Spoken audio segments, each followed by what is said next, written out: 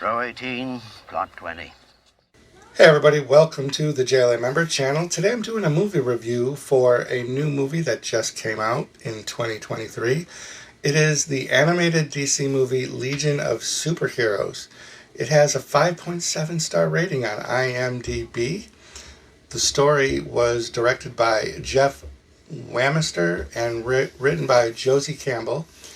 It stars Meg Donnelly as the voice of Supergirl, Harry Shum Jr. as Brainiac 5, Jensen Ackles as Batman's voice, Matt Bomer as the Flash, and then a bunch of the rest of the Justice League and Legionnaires. Kara, devastated by the loss of Krypton, struggles to adjust to her new life on Earth. Superman mentors her. Meanwhile, she must contend with a mysterious group called the Dark Circle, who searches for a powerful weapon held in the Academy's vault. This was just released in February, and I am a fan of the DC animated films.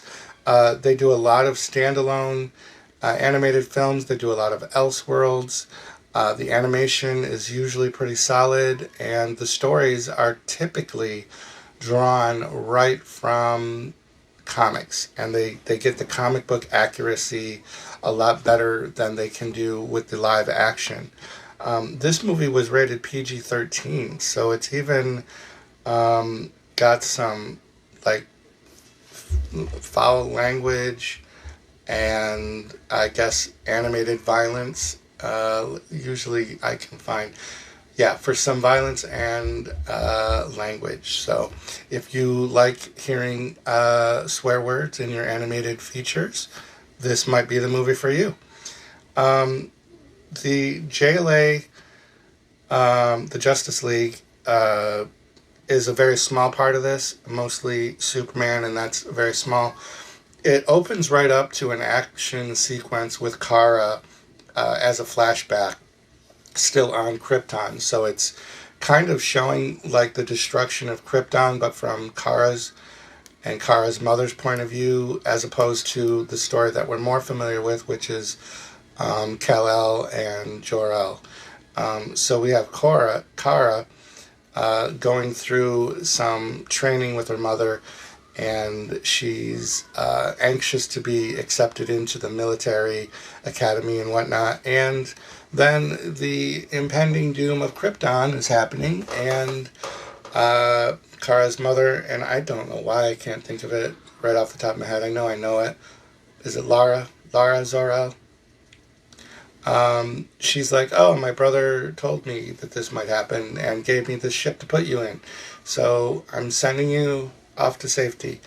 The animation style is different. It reminded me of the TV series Archer, with the thick black bold lines outlining the characters. I actually liked it.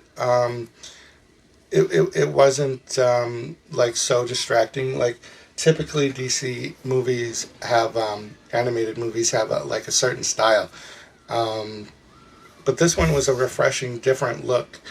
I did like it. So then we kind of like get through the credits, the opening montage, and we have a sequence with Kara trying to do good, but she's very rough around the edges, so to speak. We get some fighting.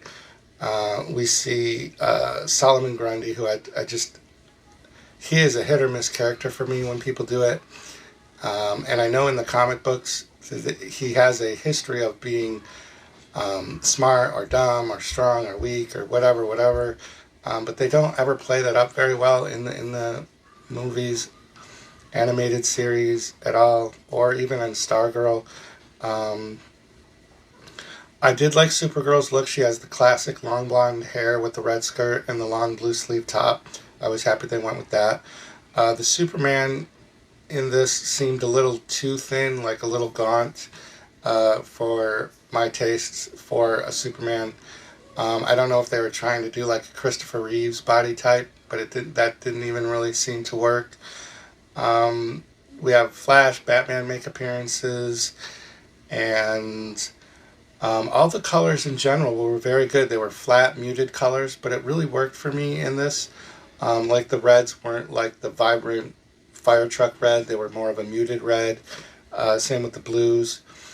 At any rate, like it's kind of a World War Hulk scenario where Batman is talking to Superman and like she doesn't know what she's doing. She's going to get herself hurt, or worse, other people. She's doing too much destruction. You need to do something about it. Superman just so happens to have one of the time spheres and comes up with this grand idea of, let's go to the future and we'll drop you into the hands of a bunch of other Legion kids and they can train you because I'm too busy being Superman, is the take I got from that. But anyways, they go to the 31st century, they meet the Legionnaires. He drops her off and says, you know where to find me, kid, if you get in any trouble. So then we get the different Legionnaires. If you're familiar with the Legion of Superheroes, they also had a substitute Legion of Heroes, and some of those characters, probably the most familiar one is Bouncing Boy. He's in this as well. They do a good job of like introducing all the different Legionnaires that are going to play a part in the main story. There's Mon-El, Brainiac 5, and those are the characters that are most pivotal to the story.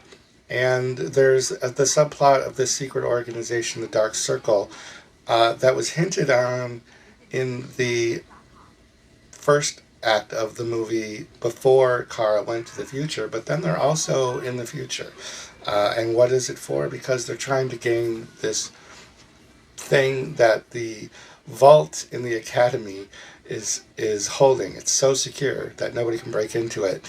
But guess what? It gets broken into, and the piece of the puzzle that this Dark Circle was looking for is in their grasp. And I'm not, I seem to have been a little spoilerish, but really the meat and the potatoes come once she, gets to the Legion headquarters and she's interacting with the other Legionnaires. And then I think they do a pretty good job with keeping character traits close to the old comics. I'm not as familiar with any of the newer Legion of Superheroes, if there's even a comic book out there of them. So I didn't recognize this story being lifted directly from a comic book, other than just the general plot. I don't think it was a recent comic line. If I'm wrong on that, please leave that down in the comments below, because I would like to know that. There is a lot of good tension between some of the characters. The voice acting is good. It's nice to hear familiar voices, or voices that sound familiar to other voices. And I think the fight sequences for animation were really good. And there's like kind of a twist in a superhero animated movie kind of a way. The reveal who the big bad is and what's going on, and then how they come together to win the safety of all of humanity. And this is a brand new movie. If you like this kind of movie, like I said, I think it's not lifted from a comic book series. It's definitely, at this point, it seems to be a standalone movie, but it could, I guess, if it's well received, work its way into a franchise of Supergirl and the Legion of Superheroes movies. I think maybe this came out with Supergirl as the focus, because Supergirl will be appearing in the live-action Flash movie, even though there's quite a difference with their appearance. But that's the only thing I can think of is why this movie came out when it did. So let me know in the comments down below what you think, and have a great day. So